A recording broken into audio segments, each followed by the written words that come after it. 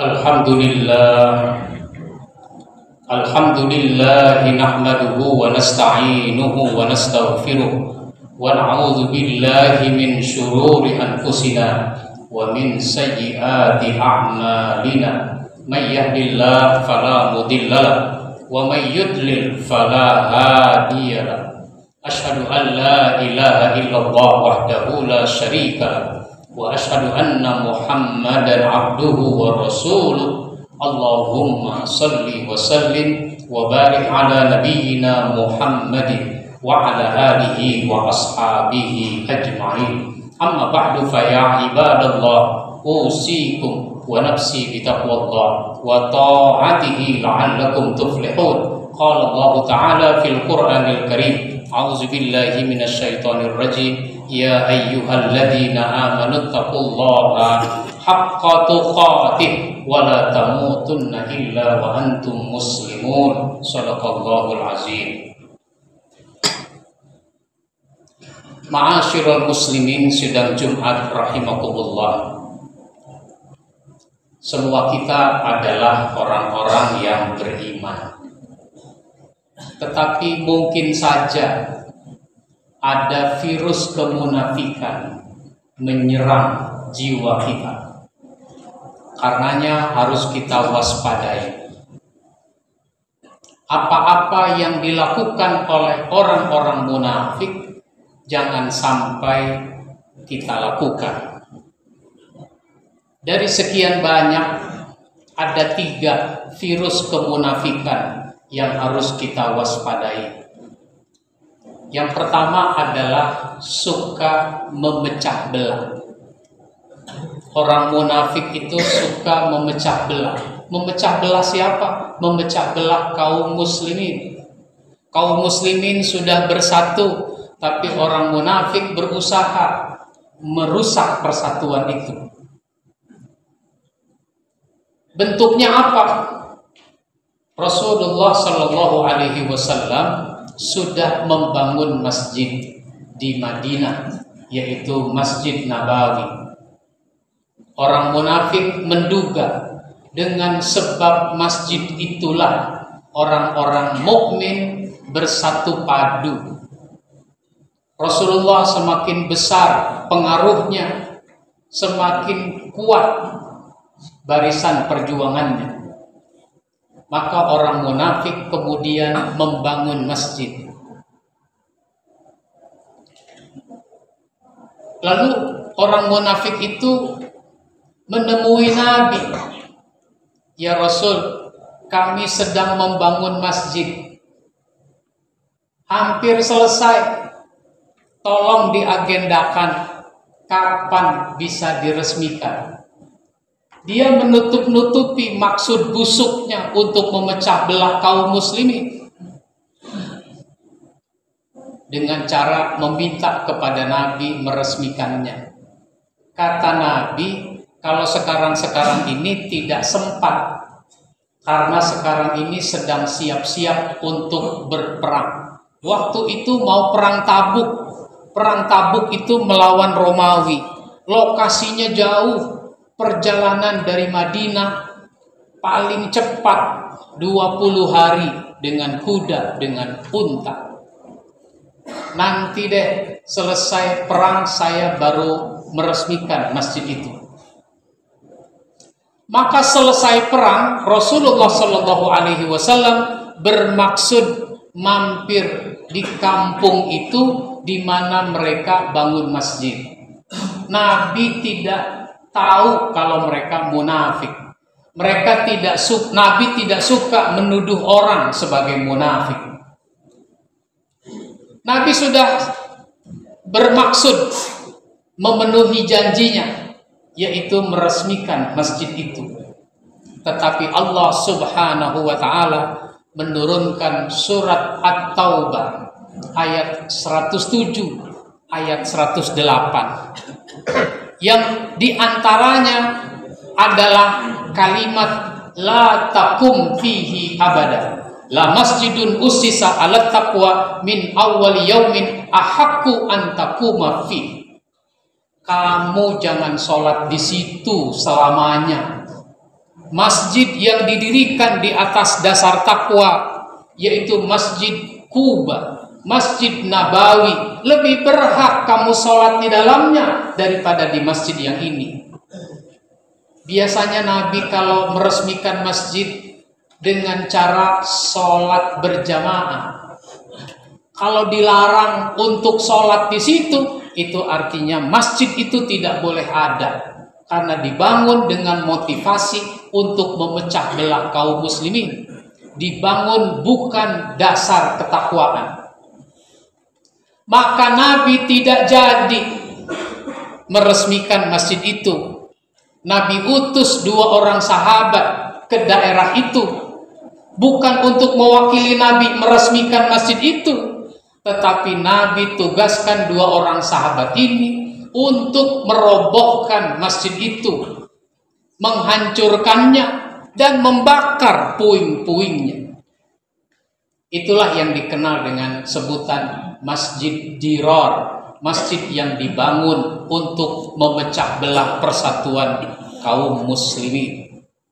Jadi kalau kita suka memecah belah siapapun, memecah belah hubungan orang tua dengan anak, memecah belah hubungan suami dengan istri, memecah belah kelompok yang satu dengan kelompok yang lain, memecah belah masyarakat kita, itu berarti ada virus kemunafikan di dalam jiwa kita. Yang kedua yang harus diwaspadai, virus kemunafikan itu adalah malas beribadah. Orang munafik itu malas beribadah.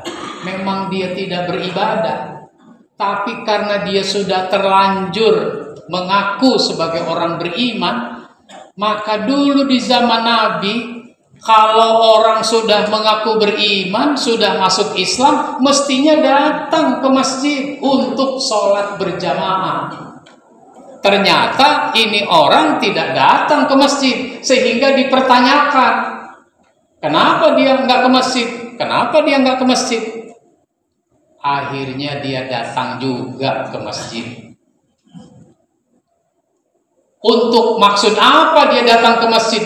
Bukan untuk sholat sebenarnya, tapi kalau bahasa kita sekedar untuk store muka, supaya mukanya kelihatan di hadapan Nabi, di hadapan kaum muslimin. Nabi tidak tahu untuk maksud apa dia datang ke masjid, tapi Allah yang memberitahu. Diturunkanlah surat An-Nisa ayat 142. Innal munafiqina yukhadi'una Allah wa huwa khadi'uhum wa iza qamu ila sholati qamu kusala yura'una nas wa la yazkuruna Allah illa qalila. Sesungguhnya orang munafik bermaksud menipu Allah, padahal Allah yang menipu mereka. Apabila mereka berdiri untuk sholat, mereka berdiri dengan perasaan yang malas. Banyak di antara kaum muslimin datang ke masjid dengan perasaan yang malas, tidak antusias. Kalau antusias, dia menunggu, bukan ditunggu. Dia mengikuti dengan baik, antusias. Nah, si munafik ini datang ke masjid padahal dia sebenarnya malas. Kenapa? Jangankan sholat berjamaah di masjid, sholat saja dia tidak. Tapi karena ada kepentingan. Kepentingannya apa? Yura'unan nas, untuk dilihat oleh orang, yaitu ingin dapat pujian orang maksud. Wala yazkuruna Allah illa qalila, dan dia tidak berzikir kecuali sedikit. Maka mari kita koreksi diri kita. Apakah kita sudah cukup antusias? Apakah kita punya semangat yang tinggi untuk sholat berjamaah, untuk ibadah Jumat, apalagi yang cuma seminggu sekali? Apakah kita sudah cukup antusias? orang kalau antusias menunggu ibadah Jumat dilaksanakan. Seperti orang antusias mau nonton sepak bola. Sepak bola pertandingannya jam 19.30, bahkan jam 20, tapi jam 16 orang sudah datang ke Senayan. Antusias itu namanya. Ibadah Jumat pun mestinya kita antusias. Sehingga setengah 12 kita sudah duduk di masjid. Lebih bagus lagi jam 11 sudah duduk di masjid. Itu namanya antusias. Maka kalau tidak, itu namanya ada virus kemunafikan di dalam jiwa kita. Itu sesuatu yang harus kita koreksi. Barakallahu li wa lakum fil Qur'anil Karim. Wa nafa'ani wa iyyakum bima fihi minal ayati wa zikril hakim. Aqulu qouli hadza fastaghfiru innahu huwal ghafurur rahim.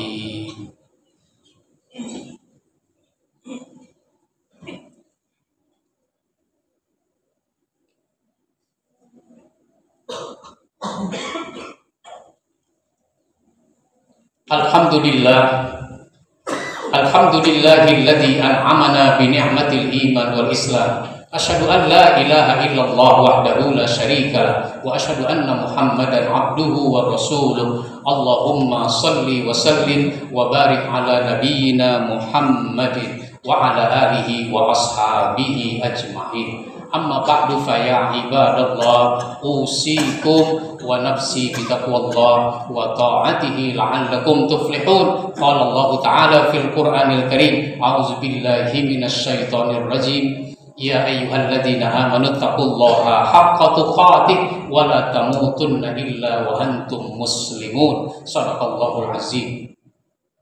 Jamaah sidang Jumat rahimakumullah. Yang ketiga, virus kemunafikan itu adalah iri hati. Dia suka kalau orang mendapatkan kesusahan, dan dia tidak suka kalau orang mendapatkan kesenangan.